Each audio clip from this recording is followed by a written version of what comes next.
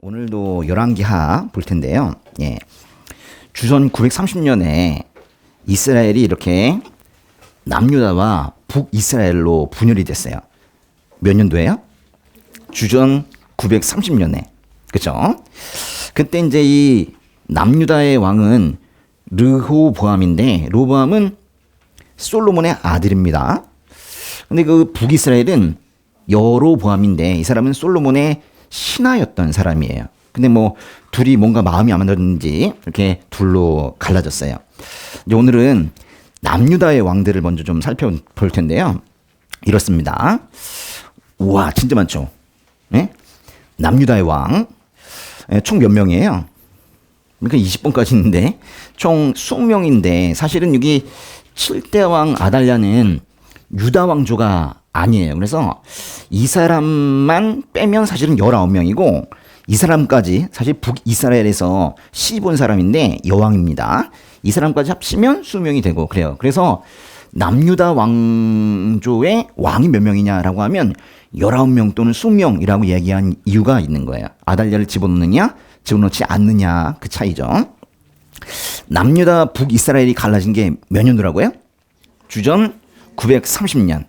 예, 주전 930년. 그리고 이 남유다가 시드기야 때 바벨론에 의해서 멸망을 하는데, 그게 주전 586년이에요. 잘 들어보세요. 네, 시작하는 게 주전 930년이고, 그리고 망하는 게 주전 586년이라고. 그러면 전체 역사는 몇 년 정도 되는 거예요? 400은 조금 안 돼요. 약 350년 정도 됩니다. 350년 정도 되는 그런 역사를 남유다가 가지고 있어요. 우리나라는 했다 하면 500이죠. 그렇죠? 고려왕조 500년, 조랑조 500년. 근데 그거보다 좀 짧은 게 바로 남유다 왕조예요.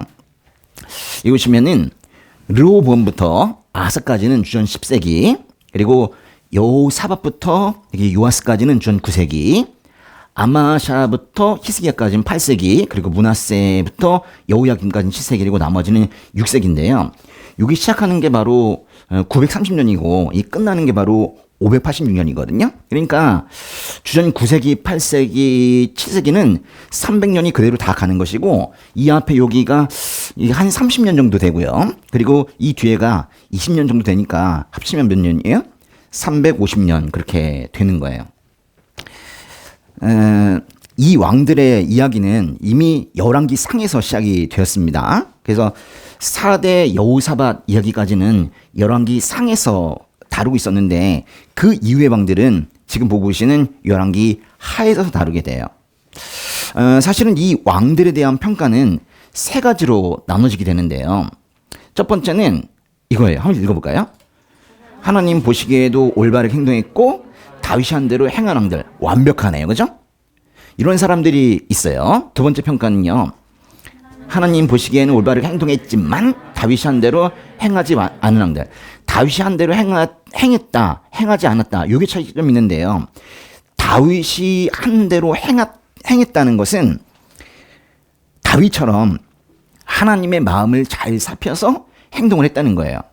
하나님은 하나님을 믿기 원해요. 하나님만 믿기 원해요. 그러니까 다른 말로 우상 숭배하면 그거는 하나님 마음을 아프게 한 것이고, 그거는 다윗처럼 행동하지 않은 거예요. 뭔가 애매한 단계가 바로 이 두 번째 평가예요. 세 번째 평가는요, 읽어보세요. 하나님 보시기에 악하게 행동했던 왕들, 그냥 악한 왕들이에요. 남유다 왕조를 다시 보시면은 보세요.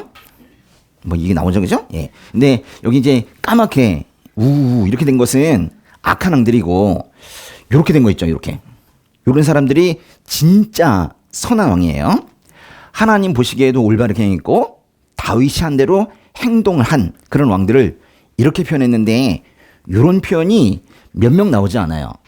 아사, 히스기야, 요시야 3명입니다. 이 사람들은 어떻게 평가하냐면 그냥 선하다 그래요. 선한 왕이 3명 뿐이 없어요. 그런데요, 여기 좀 애매한 단계가 바로 여호사밧, 요아스, 아마샤, 아사랴, 요담인데, 이 사람들은 뭔가 이렇게 재고 있는 거예요. 이게 뭐냐면 하나님을 믿고 있는 것 같은데 뭔가 우상 숭배를 놓치기는 어려워. 그러니까 요즘식으로 따지면 이거죠. 하나님을 믿고 있는 것 같긴 한데 사람에게 집착하는 것을 버리기 어렵고, 또는 돈에 집착하는 걸 버리기 어렵고, 또는 권력욕을 버리기 어렵고, 뭐 그런 거예요. 왜냐면 그것도 나를 지켜줄 거라고 생각하거든요. 그런 우상 숭배까지 같이 겸했단, 좀 어떻게 보면 좀 이게 가능한 일인가 싶긴 해요. 하나님도 믿고 우상 숭배도 하고 가능한 일인가요? 그렇게 살고 있는 사람들이 많은데 뭐가 가능해? 그냥 주변에서 보면 태반이 그런 사람들이죠. 사실은 이 완전히 선한 왕 아사, 히스기야, 요시야의 모습은 그래요. 이쪽으로 우리가 가야 되겠지만은 오히려 많은 그리스도인들에게 보이는 모습들은 여기 여호사밧, 요아스 이런 사람들의 모습인 것 같아요. 이 사람들은 우리가 대체적으로 선하다 그렇게 표현해요. 참 웃긴 말이죠. 어떻게 평가한다고요? 대체적으로 선하다 이렇게 표현해요. 그리고 이제 나머지 있죠. 르호보암, 아비암, 여호람, 이런 사람들은 악한 왕인데요. 사실은요, 이건 지금 남유다의 왕조이지만은 북이스라엘의 왕조의 왕들은요 다 이거예요. 그러니까 북이스라엘은 100% 악한 왕입니다. 근데 남유다의 왕은 좀 괜찮은 줄 알았더니 해보니까 별로야. 사실은 이게 제일 많아요.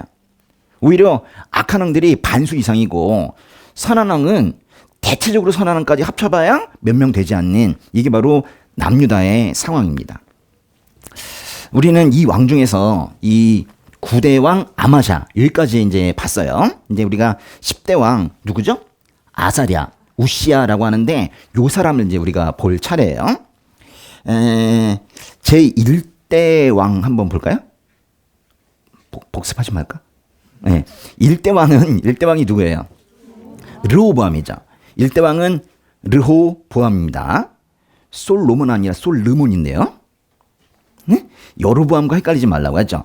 여로보암과 헷갈리지 말라고. 솔르몬의 그 아들은 르호보암입니다. 그렇죠? 예, 사람들이 르호보암에게 왔죠. 그러면서 이랬어요. 저 아버지 솔로몬이 우리에게 강제 노동을 시키는데 너무 힘들어서 못 살겠습니다. 우리 좀 편안하게 해주세요. 라고 했어요.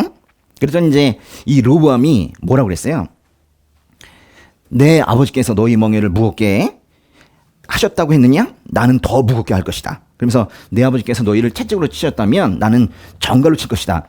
더 혹독하게 그렇게 노동을 시키겠다는 거예요. 그래서 사람들이 삐쳤습니다. 사람들이 돌아섰고, 그래서 사실은 남북으로 갈라지게 된 거예요. 그러니까 르호보암은 평가하기를 악한 왕으로 평가됩니다.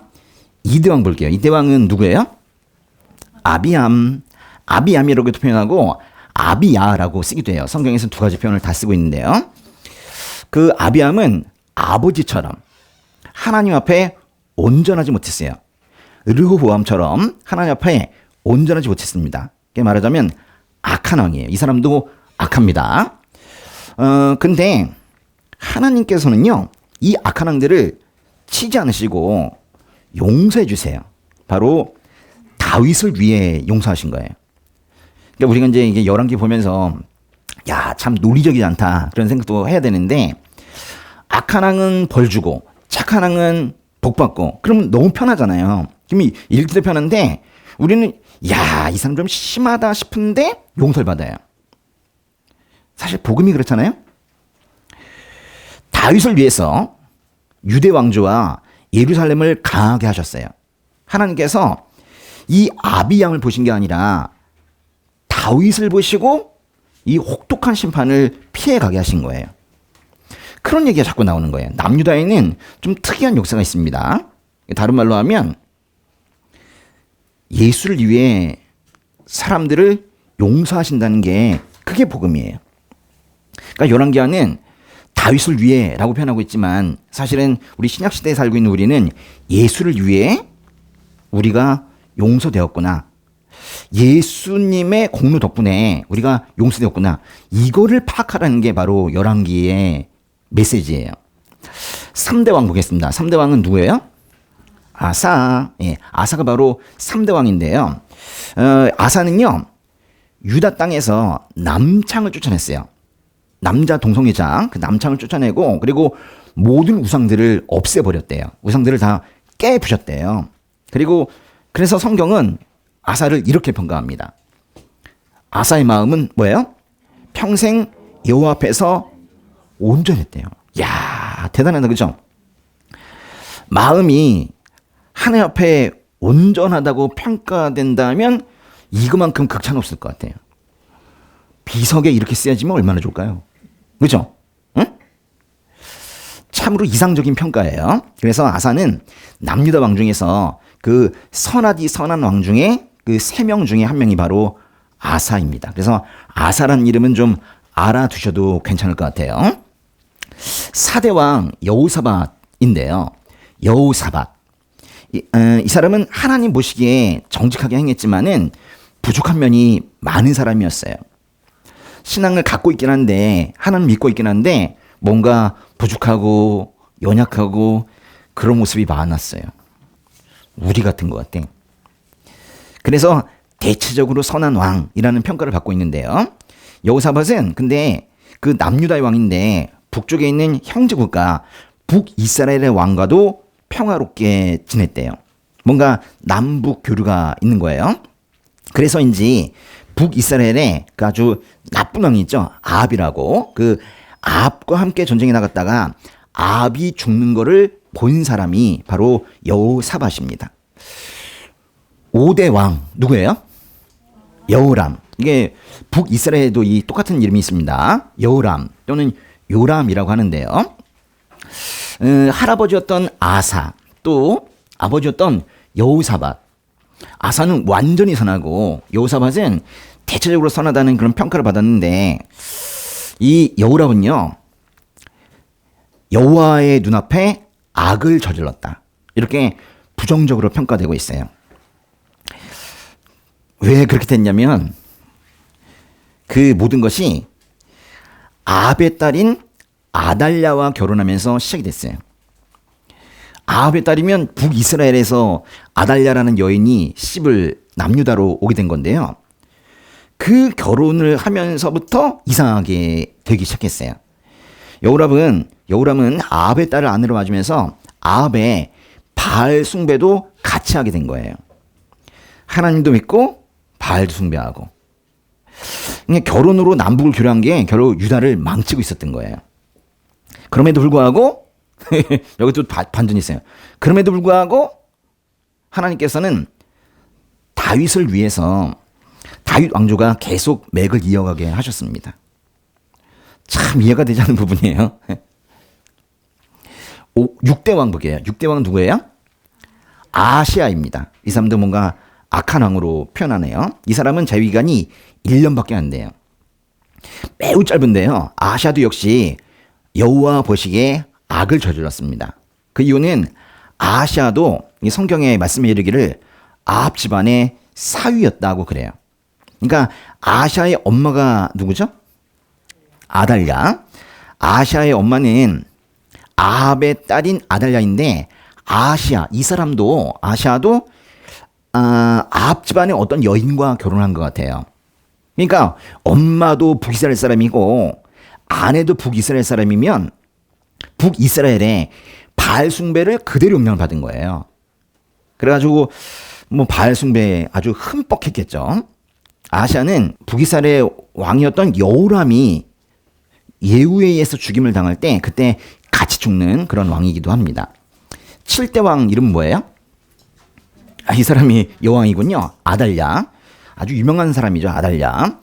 북이스라엘 여인인데 남유다로 시집 온 사람이 바로 아달랴예요. 아시아의 어머니인 아달랴. 당시 북이스라엘에는 그 예후가 아합 집안 사람들을 다 죽이고 있을 텐데요. 그 예후에게 주어진 사명이 오므리 왕조, 즉 아합 집안의 사람들을 다 죽이는 거였어요. 근데 남유다로 시집온 아달랴만 살아남았어요. 아합 집안인데도 불구하고 남쪽에 있었기 때문에 결국 목숨을 부지하고 있었는데요. 이 아달랴라는 사람이 남유다에 혼자 살아남아서 남유다 에라도 바알 숭배를 재건해야 되겠다 이런 생각을 했어요. 이런 걸 우리가 뭐라고 하냐면 비뚤어진 사명감이라고 그래요. 그러니까 잘못된 사명감으로 내가 바알 숭배를 재건해야지. 그러면서 남유다의 바알 숭배를 재건하기 위해서 남유다의 하나님 믿는 사람들 유다 왕조들을 다 죽였어요. 그게 바로 아달랴가 한 짓입니다. 아달랴가 다윗 왕조를 끊어놓기 위해서 모든 왕가의 사람들을 다 죽였는데 한 사람이 살아남았죠. 누가 살아남았어요? 바로 8대 왕이 되는 누구예요? 요아스. 요아스라는 사람이 살아남았어요. 요아스는 꼬맹이죠. 예, 6년 동안 성전에 숨어 지내다가 7년째 되는 해에 제사장 여호야다의 추대로 왕이 되었고, 그리고 그를 왕으로 사람들이 박수를 치면서 왕께 만세 이렇게 불렀어요. 그래서 결국 꼬맹이가 성전에서 숨어 있다가 유다 왕조의 왕으로서 결국 왕이 된 거예요. 그리고 아달랴는 그때 처형이 됐죠. 요아스는 늦게나마 성전에 부서진 곳을 보수하기도 했어요. 그래서 칭찬도 받을 만한데 뭔가 바른 길을 걸어가고 있는 것 같기도 한데, 신앙의 멘토였던 여호야다가 죽고 나서 요아스도 변질이 되었고 결국 자신도 반역으로 죽음을 맞이하게 됩니다. 요아스는 끝이 좋지 않았어요. 성전에 숨어 지내다가 나중에 왕이 되어서 성전도 부수하고 그럴 때까지는 좋았는데 나중에 여호야다가 죽은 뒤에 이 사람이 변질됐다고요. 그래서 요아스도 대체적으로 선한 왕 그렇게 평가합니다. 그리고 9대 왕이 아마샤인데요. 아마샤 누구죠? 아마샤는 모세 율법에 따라서 연좌제를 막은 사람이에요. 자녀들은 그 아버지로 인해서 죽임당해서는 안 된다고 했던 사람이 바로 아마샤인데요. 그래서 뭔가 연좌제를 금지하는 것은 모세 율법을 따르는 거니까 이거는 잘했다는 칭찬도 받았는데, 이 문제가 뭐냐면 아마샤는 율법에 순종한 사람이기도 한데 에돔과의 전쟁에서 큰 승리를 거둔 이후로 교만해졌습니다. 그래가지고 심지어는 저 위쪽에 있는 북이스라엘에 도발을 하기도 하고 한번 싸워보자 뭐 그러기도 하다가 결국 사로잡히기까지 하는 멸망하는 그런 왕이 바로 아마샤입니다. 그래서 아마샤도 결국 잘 나가다가 교만해졌기 때문에 이 사람도 대체적으로 선한 왕이다 그렇게 말하는 거예요. 이렇게 9대 아마샤까지 받고 오늘은 10대 왕 아사랴를 볼 차례인 거예요. 10대 왕 아사랴를 보겠습니다. 성경에서 아사랴는 우시야라고도 불러요. 아사랴는 뭐라고 불러요?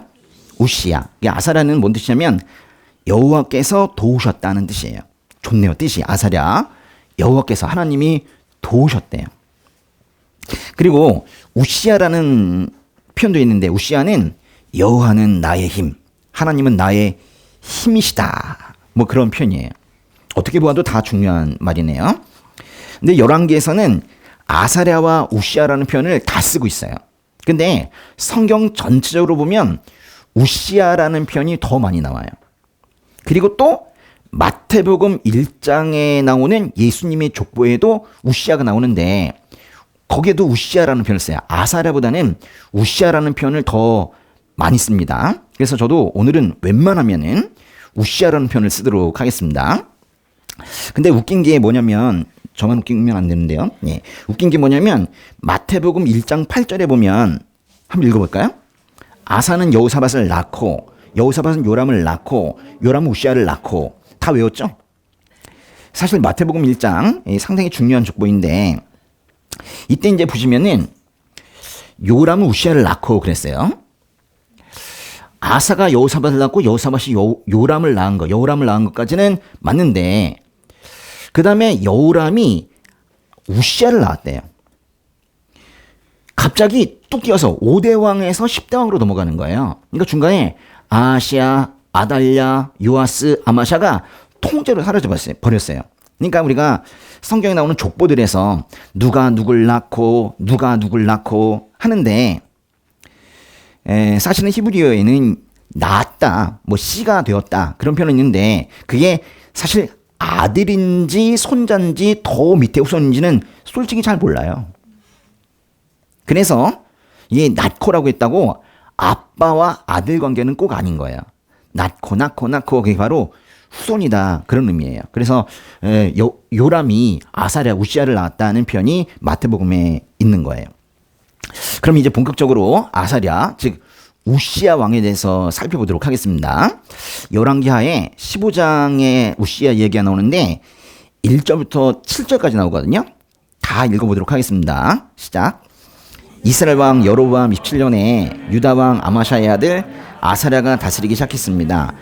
아사랴는 16세의 왕이 돼 예루살렘에서 52년 동안 다스렸습니다. 그의 어머니의 이름은 여골리아로 예루살렘 출신이었습니다. 아사랴는 자기 아버지 아마샤가 했던 것처럼 여호와 보시기에 올바르게 행했습니다. 그러나 산당들은 아직 없애지 않았습니다. 그래서 백성들이 여전히 여러 산당에서 제사와 분향을 했습니다. 여호와께서 왕을 버려쳤으므로 아사랴는 죽는 날까지 나병 환자가 돼 괴로움을 겪으며 별채에서 살았습니다.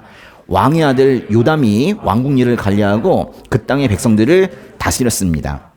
아사랴의 다른 일들과 그가 모든 일은 유다 왕들의 역대기에 기록되어 있습니다. 아사랴는 자기 수상들과 함께 잠들었고 자기 수상들과 함께 다윗성에 묻혔습니다. 그리고 아사랴의 아들 요담이 뒤를 이어 왕이 됐습니다. 오늘 말씀이 다예요. 1절 보니까 우시야는 아마샤의 아들이네요. 아버지에서 아들로 왕권이 넘어간 부자 상속이 그대로 이루어진 겁니다. 2절 보니까 우시야는 16세의 왕이 돼 52년 동안 다스렸대요. 야, 52년. 그 재위 기간이 상당히 기네요. 제일 긴가요?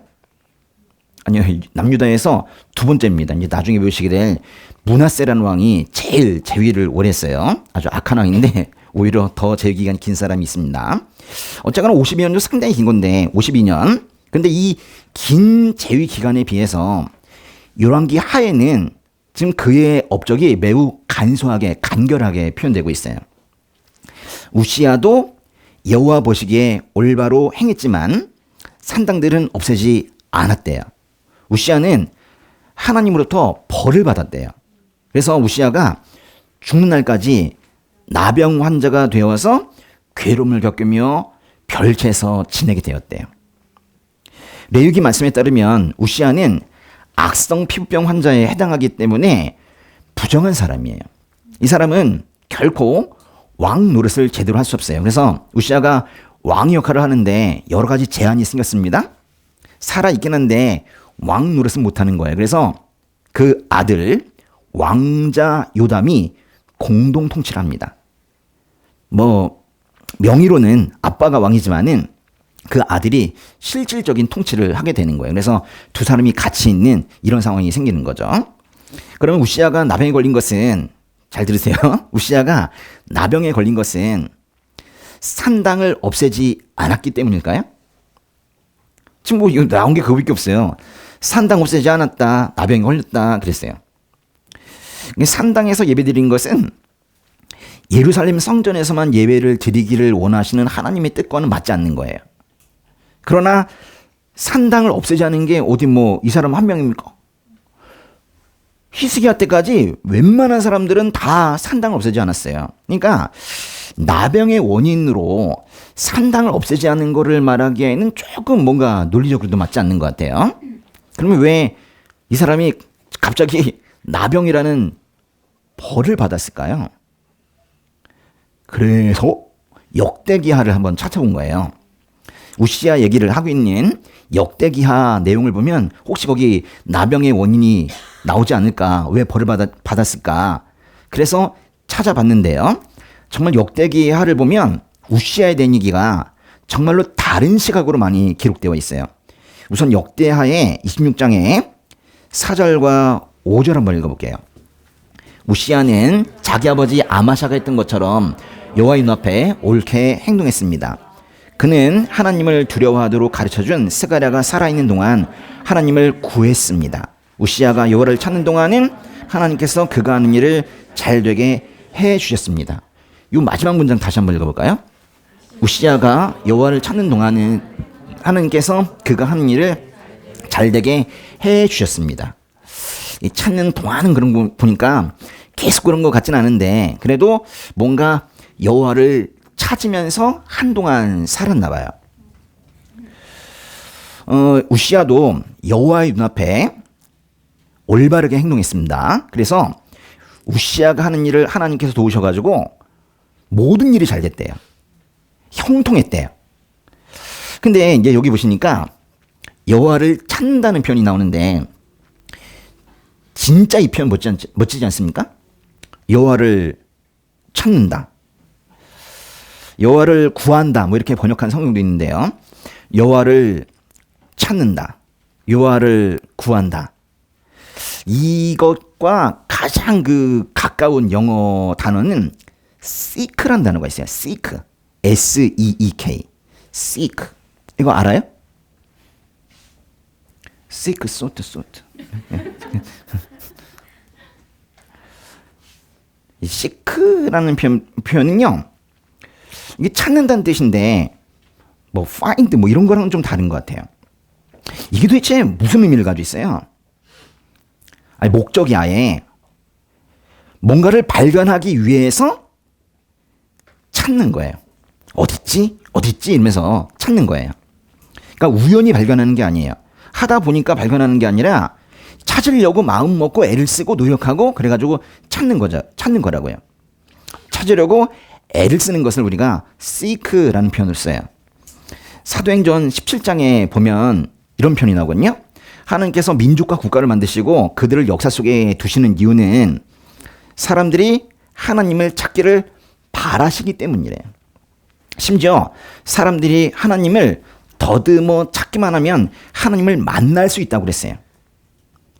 뭐 하면 하나님을 만난다고요?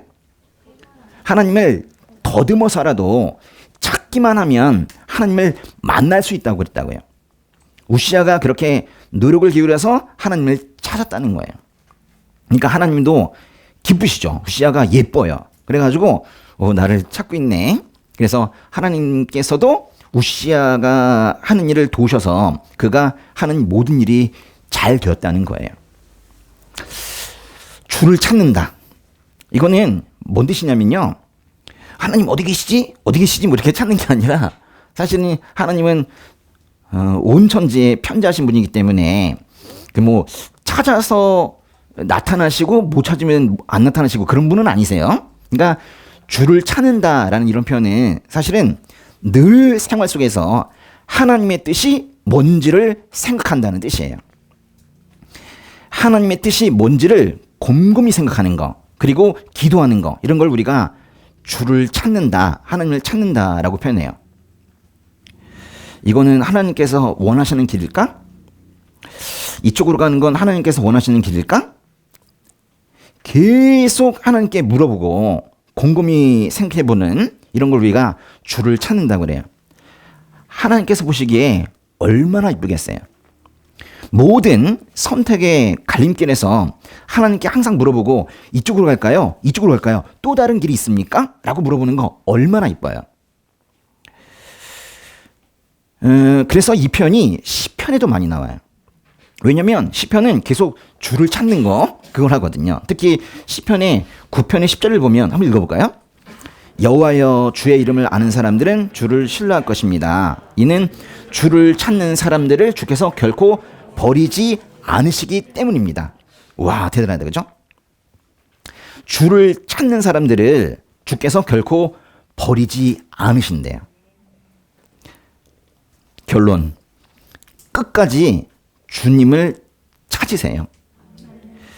주님의 뜻이 무엇인지 늘 궁금해하면서 사는 것만으로도 주님께서 기뻐하실 거예요.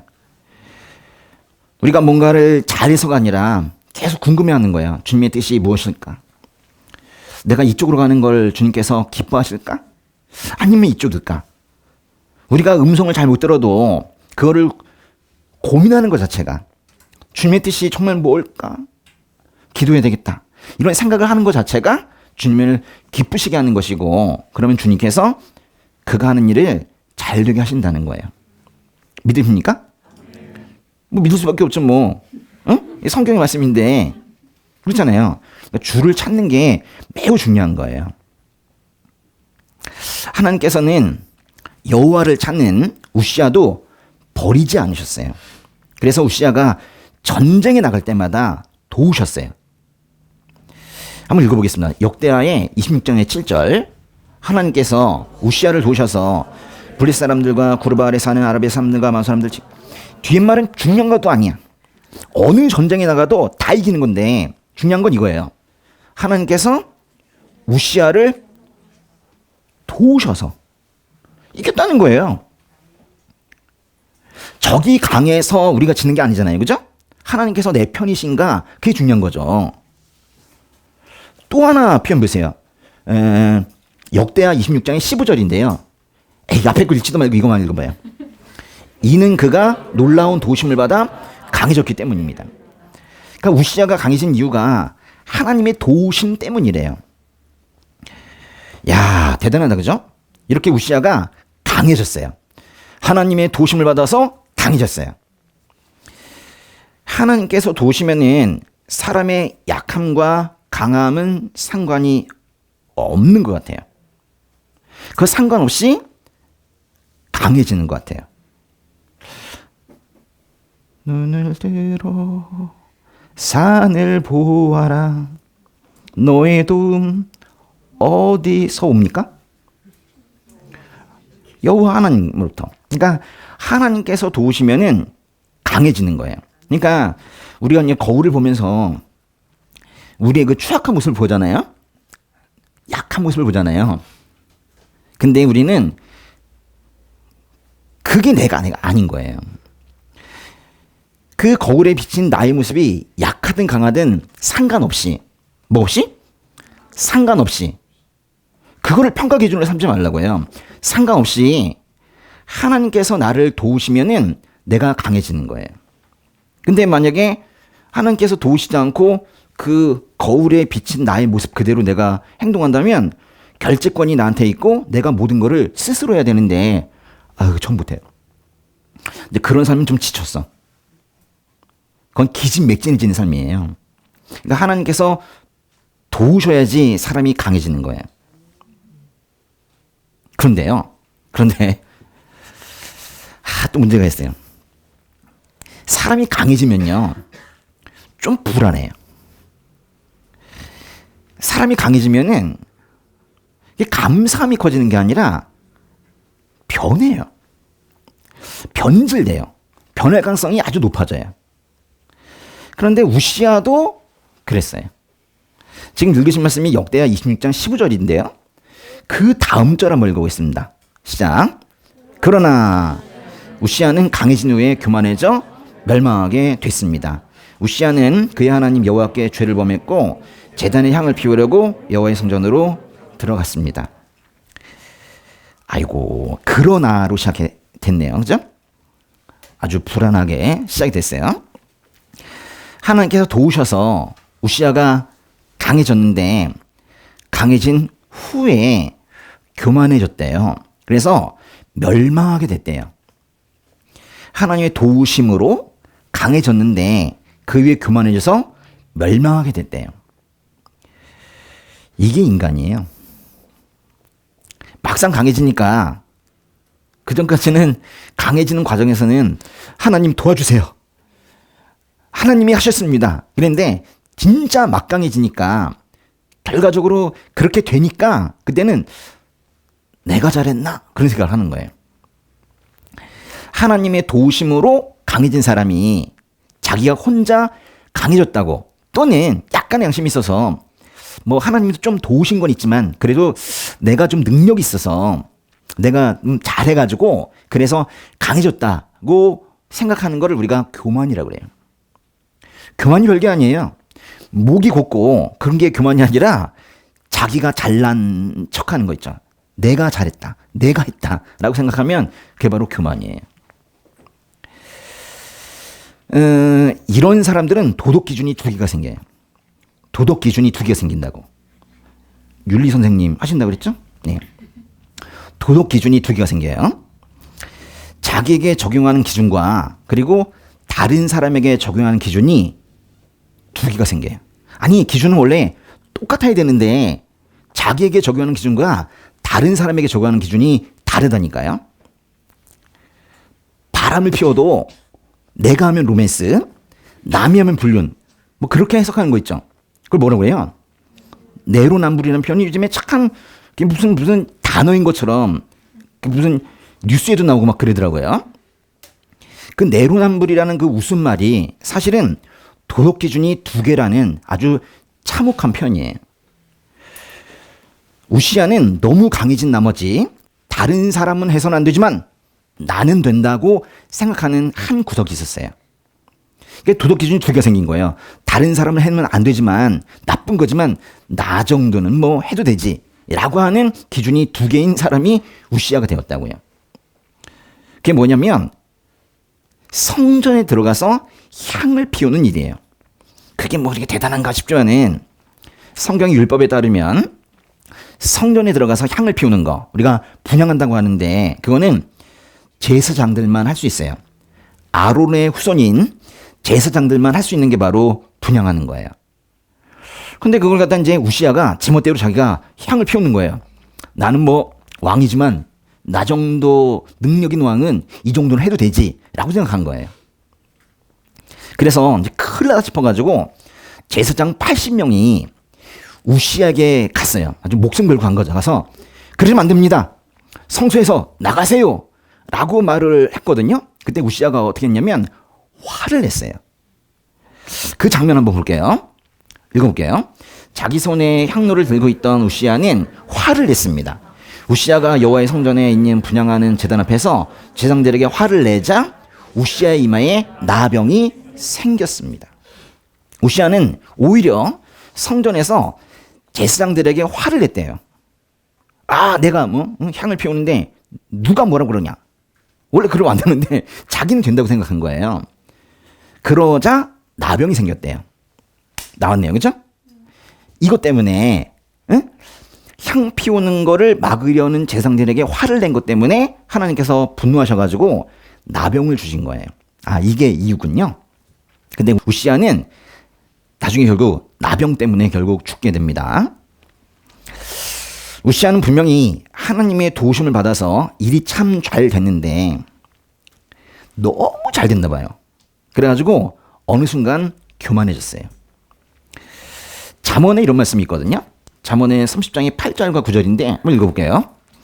화령과 거짓을 내게서 멀리하시고 내게 가난도 부도 허락하지 마시고 오직 내게 필요한 양식으로 나를 먹여주십시오.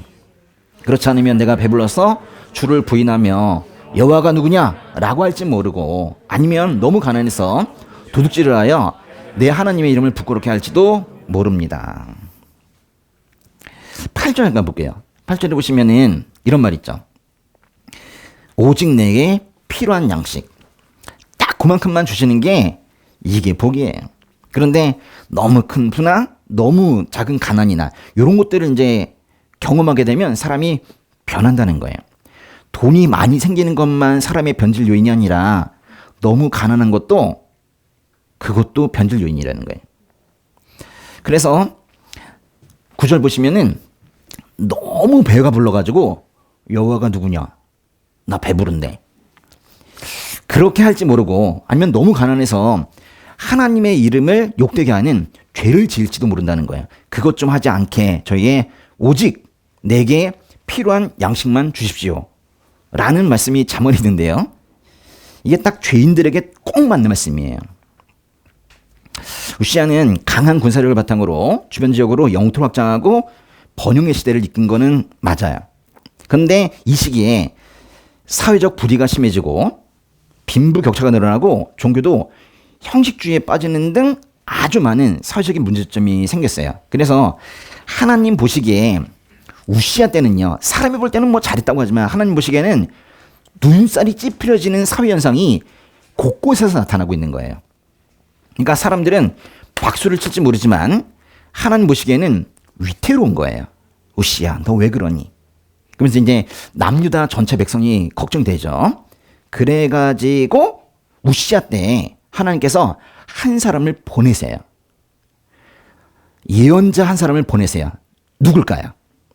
우시야 시대에 예언을 시작한 사람 누굴까요? 이사야예요. 이사야. 누구라고요? 예, 이사야서 1장 1절 한번 읽어볼게요.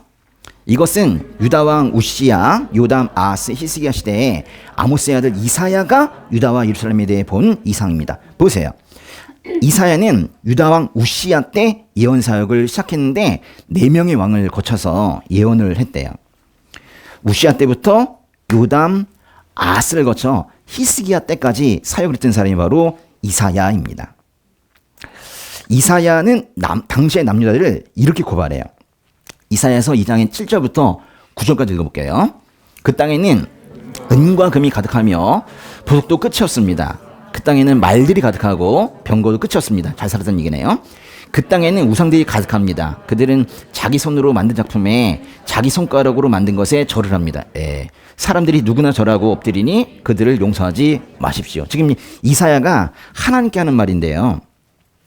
뭔가 사회는 번성했지만 세속적으로 변했고 하나님을 버리고 하나님 아닌 것에 집착하라는 소위 우상 숭배하는 세상으로 변했대요. 그래서 이사야는 하나님께 유다의 이런 상황을 고발하고 벌 주세요. 뭐 그렇게 지금 말하고 있는 거예요. 이사야서가 다 그 얘기예요. 이사야가 그 남유다의 상황을 보면서 고발한 이야기. 하나님의 기대와 그 기대에 조금도 미치지 못하는, 조금도 충족하지 못하는 인간들의 실패 이야기. 그게 바로 이사야서입니다. 분명히 북쪽에 북이스라엘이 멸망하는 것을 보면서도 정신을 못 차리고 똑같은 잘못을 하고 있는 남유다의 슬픈 이야기. 그게 바로 이사야서예요. 제가 지금 오래되긴 했지만은 제가 예전에 그 이사야서 강의한 게 있거든요. 복습 영상 그 빼면은 14강으로 되어 있는 아주 짧은 강의입니다. 14강이면 뭐 일주일 동안 충분히 듣고도 남죠. 예. 이렇게 쳐보세요. 이명 목사 이사야서 강의. 그냥 쳐보세요. 그냥 치기만 해봐요. 그러면 나올 거예요. 예. 예, 사실은 좀 오래전에 했지만은 저도 좋아하는 그런 강의 설교입니다. 우시야는 하나님의 도움을 많이 받아서 강해졌는데요. 여러분도 그렇습니까? 하나님의 도우심이 없이는 뭐 어떻게 살아요? 예, 하나님의 도우심을 여태까지 받아서 생명도 부지하고 이렇게 먹고 살게 되었는데 우시야는 그 후에 교만해졌대요. 결국 마지막에 좋지 않았습니다. 끝이 좋아야 그 과정도 의미 있는 것으로 해석이 된다고 제가 지난번에 말씀을 드린 적이 있는데요. 고린도 전서에 그런 말이 있어요. 선줄로 생각하는 사람은 읽어봐요. 넘어지지 않도록 조심하라. 선줄로 생각하는 사람은 넘어지지 않도록 조심하래요. 믿음이 커지면 오히려 큰 착각에 빠질 수 있어요. 자기가 선줄로 착각할 수 있거든요. 언제든지 넘어질 수 있는데. 믿음을 가진 사람들도 그러니까 중간에 넘어질 수는 있습니다. 에? 예. 야, 내가 넘어지다니. 넘어져요. 그러니까 넘어진 것 자체는 그래요. 안 넘어지고 잘 가면 좋겠지만 넘어지는 건 어쩔 수 없는 거예요. 넘어질 수는 있어요. 그런데 이제 중요한 건 뭐냐면 넘어진 다음이에요. 회개하고 다시 일어나야 돼요. 그래서 결국에는 넘어지면 다시 일어나고 넘어지면 다시 일어나고 넘어지면 다시 일어나고 그래서 마지막까지 가야 돼요.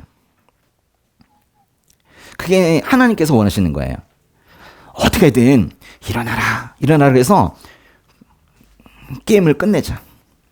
마지막 결승선까지 가는 거 그걸 하나님께서 바라시는 거예요. 그냥 중간쯤에 어딘가 이렇게 퍽 퍼져가지고 나 못 가요 이러면서 이제 끝나버리면 그게 하나님의 뜻은 아닌 거예요. 하나님은 넘어지지 않는 걸 바라시는 게 아니라 넘어져도 다시 일어나고 넘어져도 다시 일어나고 결국 끝까지 가는 거, 최종적인 결승선에 꼴이 나는 거, 그거를 원하신단 말이에요. 무슨 일이든 그렇지만은 신앙에도 끈기가 있어야 돼요. 끈기 있죠. 내 주변에 보면 이제 끈기가 부족한 그런 분들도 좀 있어요. 신앙의 끈기 해보세요. 그걸 가지고 있어야 돼요. 신앙의 끈기가 있어야 돼요. 그래야지 다시 일어나요. 그래야지 끝까지 가요. 자기 사랑이 너무 큰 사람 있죠. 자기 애착이 너무 큰 사람은 자기 평가도 박해요. 오히려. 그래가지고 넘어지면 난 왜 이거밖에 안 되나? 나는 뭐 자기가 없는 것 같다. 이래가지고 핑 돌아서서 그냥 하나님을 떠나버리면 그건 하나님의 뜻을 잘 모르는 거예요. 하나님께서는 우리가 넘어졌더라도 다시 일어서면, 회개하고 일어서면 그거를 잘했다고 하세요. 에이, 설마 그 거룩한 하나님께서 나를 용서하실까? 아니라고요. 회개하지 않는 걸 용서하지 않으시는 거지, 회개하고 다시 일어서는 것을 주님께서는 바라신단 말이에요. 여러분, 가룟 유다라는 사람이 있습니다. 가룟 유다도 예수님을 배신했는데 그 12 제자 중에 한 명인 베드로도 사실은 예수님을 배신했어요. 근데 가룟 유다는 자살로 생을 마감하면서 예수님의 용서를 경험할 수 없었고 스스로 회개할 기회도 없었습니다. 근데 예수님을 3번이나 부인했던 베드로는 다시 예수님께 돌아와서 사명을 받았잖아요. 네가 나를 사랑하냐? 네가 날 사랑하냐? 네가 날 사랑하냐? 그만 좀 얘기하세요. 그러면서 이제 베드로가 사명을 받은 게 뭐예요? 내 양떼를 먹여라. 양떼를 치라는 그런 사명을 받았어요. 그래서 베드로가 회복이 됐어요. 그 우리 예전에 엘리야 때도 배웠는데 우리 주님께서는 항상 회복시키는 방법이 그런 것 같아요. 사명을 주시는 것 같아요. 아이, 너 힘드니까 쉬어. 회복이 안 돼요. 오히려 이제 자기가 조금 이렇게 다운되어 있는 것 같고 자기가 좀 뭔가 영적으로 피폐해진 것 같은 그런 느낌이 들 때는 오히려 사역을 해야 돼요. 오히려 단기 선교라도 가야 돼요. 그리고 자원봉사라도 가야 돼요. 거기에 하나님 계시거든요. 그래서 회복이 되는 거니까 그러니까 사명을 감당함으로써 사람이 회복되는 거지 가만히 있다고 골방에 들어앉아 있다고 회복이 되는 게 아니에요. 이건 너무 중요한 거예요. 근데 이제 베드로가 그렇게 회복이 됐습니다. 내 양떼를 먹여라. 네, 알겠습니다. 그랬어요. 그런 베드로가 나중에 사도행전의 주역이 되잖아요. 사도행전 보세요. 베드로가 뭐 많은 사람들 앞에서 뭐 설교를 하고 막 그런다니까요. 신앙적인 면에서 절대적으로 성공한 인생과 절대적으로 실패한 인생이라는 건 없어요. 쟤는 무조건 성공, 무조건 실패 이런 게 없다고요. 실패한 것처럼 보여도 그 이후에 회개와 회복이 뒤따른다면 그건 성공한 인생이에요. 근데 우시아처럼 성공한 인생같이 보여도 결국 교만해져서 끝이 난다면 그거는 실패한 인생이에요. 회개와 회복 해보세요. 이게 매우 중요한데요. 회개와 회복. 이게 있게 되면 과거의 실패나 성공이라고 내가 여겼던 그런 것들을 재해석하게 돼요. 회개와 회복이 과거의 일들을 다시 해석하게 된다. 과거의 일들이 다시 일어나는 게 아니라 과거의 일들을 다시 해석하게 된다고요. 마지막까지 잘 달리시길 바랍니다.